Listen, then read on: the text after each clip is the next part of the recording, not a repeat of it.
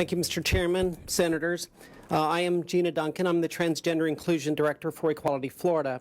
I am a transgender woman. I transitioned 10 years ago while serving as regional manager with Wells Fargo and overseeing 26 branches and 285 employees across the state.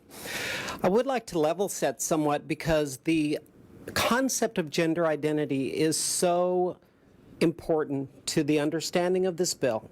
They would, with your indulgence, Mr. Chairman, Go ahead. I would like everyone to please pause for a second and think back of when you decided what your gender would be. So we'll wait a second. Okay, go ahead. I've already answered that question for myself, but For most people, yeah. you say, well, I never did decide what my gender was. My gender has always been an innate, intrinsic part of who I am. Well, me too. The only problem with my situation, if you call it a problem, is that my biological sex did not align with my gender identity, that deeply held belief of who I was. And that's what makes up our gender, our transgender rainbow of different people within that community. Now, we certainly appreciate Senator Simmons' amendment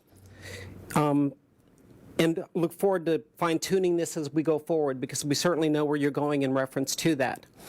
The issue there is other protected classes do not necessarily have to qualify themselves for who they are in reference to their rights and protections.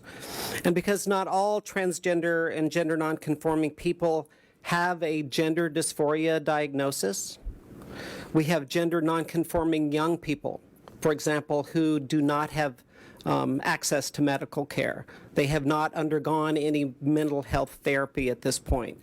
So some of the strict wording of that is something that we hope we can work forward in loosening in reference to the definition of gender identity and what a transgender person means and relates to public accommodations.